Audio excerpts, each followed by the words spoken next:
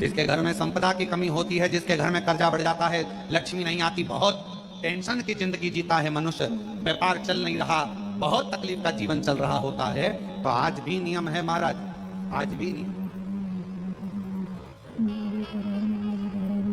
इस सोमवार, शुक्रवार, ये 2 बार ऐसे हैं, इन 2 बार को यदि कटोरी में थोड़ा सा शहद रखकर, मधु रखकर यदि लक्ष्मी जी का स्मरण किया जाए और माता लक्ष्मी जी का स्मरण कर एक लाल पुष्प उस कटोरी के सम्मुख में माता लक्ष्मी का नाम लेकर रखा जाए और बाद में वही शहद, वही मधु और वही पुष्प सोमवार का दिन और शुक्रवार के दिन लक्ष्मी का पूजन कर स्मरण कर दूसरे दिन शुक्रवार के दिन पूजन करें, शनिवार के दिन उस मधु का, उस पुष्प का विसर्जन करें, सोमवार के दिन पूजन करें लक्ष्मी जी का स्मरण कर और मंगलवार के दिन अगर विसर्जन करें, 5 या 7 सोमवार या शुक्रवार को यदि आप मधु का भोग लक्ष्मी जी को लगाना प्रारंभ कर दें, शिव का नाम स्मरण कर तो उसके घर में कभी संपदा की कमी नहीं होती, लक्ष्मी उस संपदा को बढ़ाती है। और हम तो यहां तक कहेंगे, प्रयास करो, अगर आपके घर में छोटा सा शिवलिंग विराजमान है, आपके घर में अगर छोटा सा शंकर जी का शिवलिंग है, छोटा सा शंकर भगवान का शिवलिंग है, या आपके घर में कुबेरेश्वर धाम का कंकर है, और आपके घर में यदि शंकर भगवान का शिवलिंग है, या सीहोर का रुद्राक्ष हो, या शंकर भगवान का शिवलिंग हो, या कंकर शंकर हो, तो निवेदन है जहां पर भी शिवलिंग आपके घर में विराजमान है, अगर छोटी सी कटोरी में एक बेलपत्र को आप नीचे रखिए, छोटी सी कटोरी उस बेलपत्र के ऊपर रखकर उसमें थोड़ा सा मधु, शहद शंकर भगवान की साक्षी में शिव जी के सामने अगर शुक्रवार की शुक्रवार रखना प्रारंभ कर दो, धीरे धीरे संपदा की वृद्धि अपने आप होना प्रारंभ। शुक्रवार के दिन बेलपत्री के वृक्ष के नीचे बैठकर घृत का दिया लगाकर शरीर में जो रोग है उसका स्मरण कर शंकर जी से विनय कर, हे भोलेनाथ, आपने शुक्र देवता को संजीवनी मंत्र दिया है, तो क्या आप मेरे को वो मंत्र प्रदान नहीं करोगे? मेरे रोग, मेरी बीमारी, मेरे दुख को आप नहीं हरोगे? शिव से कहो, ये शरीर आपने दिया है और भजन करने के लिए दिया है, स्मरण करने के लिए दिया है, कीर्तन करने के लिए। स्कंद पुराण कहती है महाराज कि भगवान नारायण स्वयं इस जड़ के नीचे अपना विश्राम करते हैं। इस जड़ के नीचे प्रयास करा करो, एक चुटकी हल्दी, कितनी? मात्र एक चुटकी हल्दी आंवले के वृक्ष के नीचे भगवान हरि हर महादेव के नाम से रखकर उस पर पूर्व मुख कर पूर्व की ओर मुख कर जल समर्पित करना प्रारंभ कर दीजिए। आप अगर प्रयास करेंगे, शुक्रवार की शुक्रवार करें या नवमी की नवमी करें, अष्टमी की अष्टमी करें, प्रदोष की प्रदोष कर लें, मन जब दो होने लगे तब एक श्वेत पुष्प लेकर उस सफेद पुष्प में थोड़ा सा हल्दी और कुंकू का लेपन कर किसी भी शंकर के मंदिर में शंकर के शिवलिंग पर यदि ब्रह्मेश्वर महादेव का नाम लेकर उस फूल को, पुष्प को समर्पित किया जाता है, फूल को चढ़ाते समय, फूल जब समर्पित किया जाता है तो फूल का जो मुख है, जैसे ये डंडी है फूल की, और फूल का जो मुख है, जहां आप बैठे, इधर बैठे तो इधर, उधर बैठे तो उधर, इधर बैठे तो इधर, फूल का मुख अपनी ओर होना चाहिए। उस भगवान शंकर के शिवलिंग पर ब्रह्मेश्वर महादेव का नाम लेकर यदि वो श्वेत पुष्प हल्दी और कुंकू लगाकर समर्पित करा जाता है तो व्यक्ति का मन बार बार डामाडोल नहीं होता और वो एकाग्रचित्त होकर अपनी मंजिल तक पहुंच जाता। शुक्रवार का दिन तो कहोगे गुरुजी ये कथा कहां से निकाल के लाए हो? तो विष्णु पुराण में से आप उसको स्मरण कर सकते हो। गाय में से, विष्णु पुराण में से। एक पात्र में देसी गाय का दूध, जल उसमें रखकर, और आपके यहाँ अगर लड्डू गोपाल हो, यदि आपके घर में ठाकुर जी हो, लड्डू गोपाल हो, विष्णु जी का कोई स्वरूप हो, श्री हरि का कोई स्वरूप हो, तो उस पर शुक्रवार के दिन आप संध्या के समय पर दुर्वा डालकर उस दुर्वा से अगर लक्ष्मी जी के नामों का 108 बार उच्चारण कर घी का दिया लगाकर कैसर के चावल साथ में रखकर केवल उस जल का और दूध का मात्र छींटा देते हो तो उसके घर में कभी लक्ष्मी की कमी नहीं आ सकती, संपदा बढ़ती चली जाती है। 108 बार लक्ष्मी के नाम का मात्र उच्चारण कर लेने पर भगवान विष्णु के चरणारविंद पर, भगवान विष्णु के चरणों पर केवल उस दुर्वा का, जल का, दूध का सिंचन कर देने से भी लक्ष्मी की वृद्धि होती है। लक्ष्मी देवी दुर्वा बढ़ती है। और दुर्वा का एक बहुत सुंदर गुण है महाराज, बहुत सुंदर गुण है दुर्वा का। जहां पर उसके भीतर गांठ आती है ना, वहां से दो रास्ते बना देती है।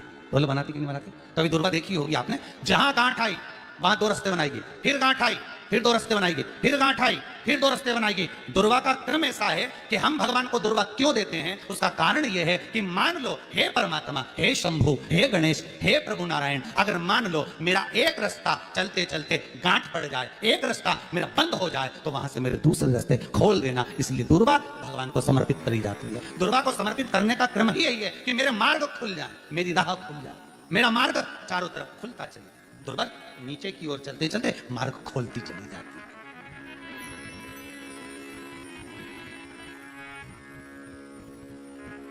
अमृत है ये, इसलिए नष्ट नहीं होती।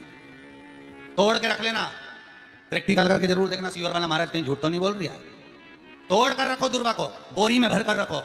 4 साल 6 महीने 8 महीने बाद सूख जाए, बेकार हो जाए, उसके बाद भी इसको खेत में बगीचे में कहीं ले जाकर पटक देना। 8-15 दिन पानी देना, देखो फिर वापस वही हरी की हरी होना, वही कहीं ना कहीं से स्फुटित होते फिर आगे बढ़ना चालू कर देगी। उसका तत्व है अमृत, वो अमर है, मरती नहीं, फिर चालू हो जाती। शिव कहते हैं यही अमरता है, यही अमरता है कि दुख आया तो मरने की नहीं सोचना।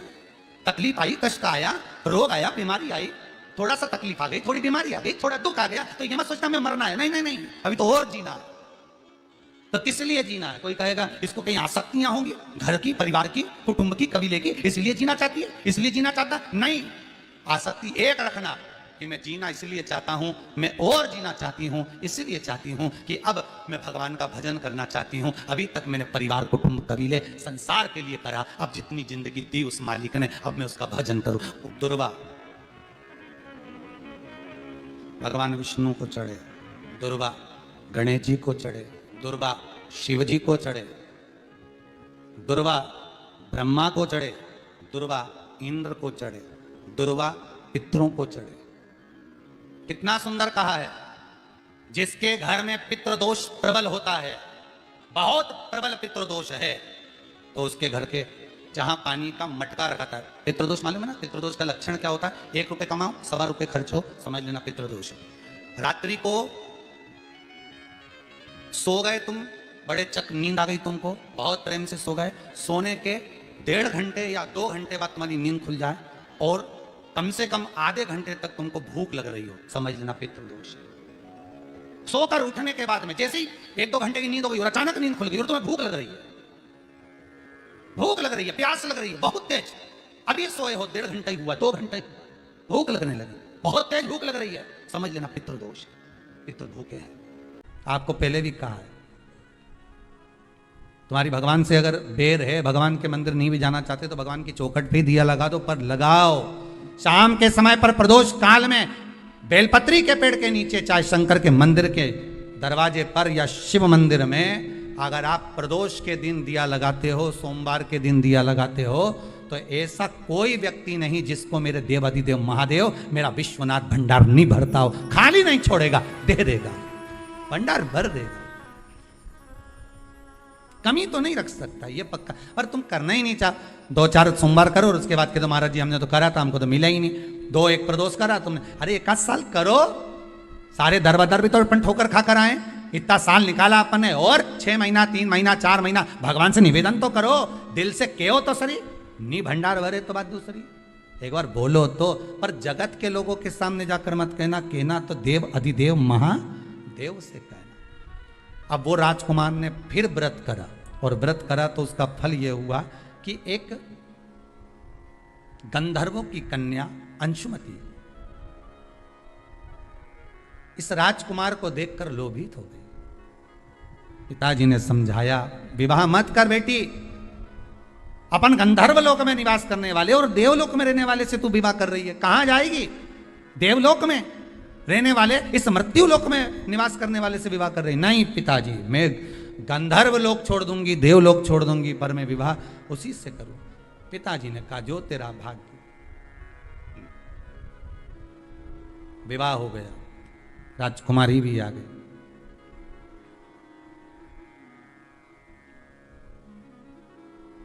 इसका चित्त राजा में था, राजा का चित्त देवाधिदेव, जम के बोलो, महादेव में था। बहुत बहुत ध्यान रखिएगा इस कथा को। आज प्रदोष व्रत जो आपको सुनाया जा रहा है, इसको बहुत सावधानी से सुनना। पति से पूछ लेना कि आप मंदिर चल रहे हो, मैं जा रही हूं। वो कहे हाँ चल रहा हूं, या उसने कहा कि अभी थोड़ी देर से चलते हैं, ठीक है, कोई बात नहीं। बहुत मन हो उसका, आपने पूछा, दिल से कह दिया हाँ चल रहा हूं, तो ले जाओ। और अगर तुम सोचो कि हमने सुना है कि जोड़े से दर्शन करते हैं तो ज़्यादा फायदा मिलता है, और मालूम पड़े पर जोड़ा के चक्कर में यहाँ सिर फोड़ा हो जाए, नहीं?